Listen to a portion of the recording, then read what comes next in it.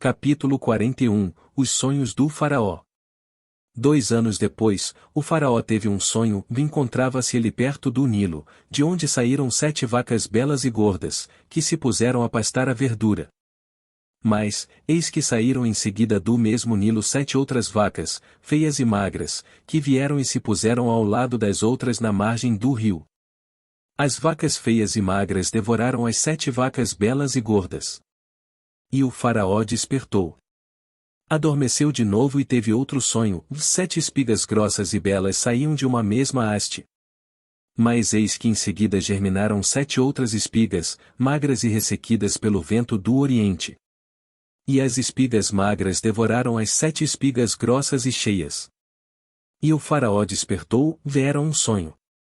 Chegada a manhã, o faraó, com o espírito preocupado, mandou chamar todos os mágicos e sábios do Egito. Contou-lhe seus sonhos, mas nenhum deles soube explicá-los. Então o copeiro Mor disse-lhe: Vou confessar a minha falta. Um dia, tendo-se o faraó irado contra os seus servos, mandou-me meter na prisão em casa do chefe da guarda, com o padeiro Mor. Eis que uma noite tivemos nós dois um sonho, cada um o seu. Ora, estava lá conosco um jovem hebreu, escravo do chefe da guarda. Contamos-lhe nossos sonhos, e ele nolos interpretou, a cada um o seu. E os acontecimentos confirmaram sua interpretação, eu fui restabelecido no meu cargo, e o outro foi pendurado. O faraó mandou chamar José, o qual foi, imediatamente, tirado do cárcere. Ele barbeou-se, trocou de roupas e apresentou-se diante do faraó. Este disse-lhe: Tive um sonho que ninguém pôde interpretar. Mas ouvi dizer de ti, que basta contar-te um sonho para que tu o expliques. Não sou eu, respondeu José, mas é Deus quem dará ao faraó uma explicação favorável. O faraó disse então a José: Em meu sonho, eu estava à margem do Nilo, e eis que do Nilo saíram 7 vacas gordas e belas, que se puseram a pastar a verdura. E saíram em seguida 7 outras vacas magras, feias e disformes, como jamais vi em todo o Egito. As vacas magras e feias devoraram as 7 primeiras, as gordas, que entraram em seu ventre como se nada fossem, pois ficaram tão macilentas e feias como antes. Nesta altura despertei. E tive outro sonho: vi elevar-se de uma mesma haste 7 espigas cheias e belas.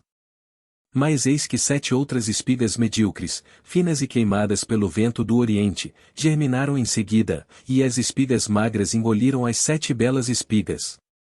Em vão contei tudo isto aos mágicos, nenhum deles pôde dar-me a explicação. José disse ao faraó: o sonho do faraó reduz-se a um só. Deus revelou ao faraó o que ele vai fazer. As 7 belas vacas são 7 anos, e as 7 belas espigas, igualmente, 7 anos, o sonho é um só. As 7 vacas magras e feias que saíram em seguida são também 7 anos, e as 7 espigas vazias e queimadas pelo vento do oriente serão 7 anos de miséria. É como eu disse ao faraó, Deus lhe revela o que vai fazer. Haverá 7 anos de grande abundância para todo o Egito. Virão em seguida 7 anos de miséria que farão esquecer toda a abundância no Egito. A fome devastará o país. E a abundância do país não será mais notada, por causa da fome que se seguirá, porque será violenta. Se o sonho se repetiu 2 vezes ao faraó, é que a coisa está bem decretada da parte de Deus, que vai apressar-se em executá-la. Agora, pois, escolha o rei um homem sábio e prudente para pô-lo à testa do país.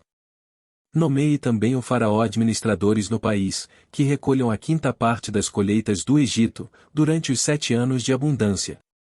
Eles ajuntarão todos os produtos destes bons anos que vêm, e armazenarão o trigo nas cidades, à disposição do faraó como provisões a conservar.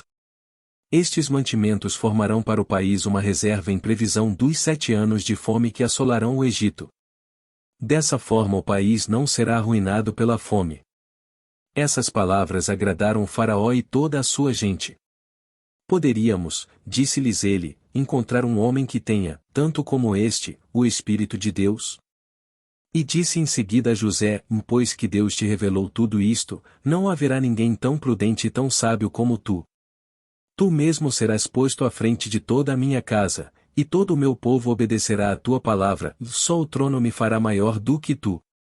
Vês, disse-lhe ainda, eis que te ponho à testa de todo o Egito. E o faraó, tirando o anel de sua mão, pôs na mão de José, e o fez revestir-se de vestes de linho fino e meteu-lhe ao pescoço um colar de ouro. E, fazendo-o montar no segundo dos seus carros, mandou que se clamasse diante dele, ajoelhai-vos. É assim que ele foi posto à frente de todo o Egito, e o faraó disse-lhe, sou eu o faraó, sem tua permissão não se moverá a mão nem o pé em toda a terra do Egito. O faraó chamou a José de Safenat-Paniac, e deu-lhe por mulher a Zéner, filha de Putifar, sacerdote de On. José tinha 30 anos quando se apresentou diante do faraó, o rei do Egito. Ele retirou-se da casa do faraó e percorreu todo o país. A terra produziu abundantemente durante os 7 anos de fertilidade. José ajuntou todo o produto destes 7 anos no Egito e os pôs em reserva nas cidades, e os mantimentos dos campos que estavam ao redor de cada cidade, guardou-os na mesma cidade.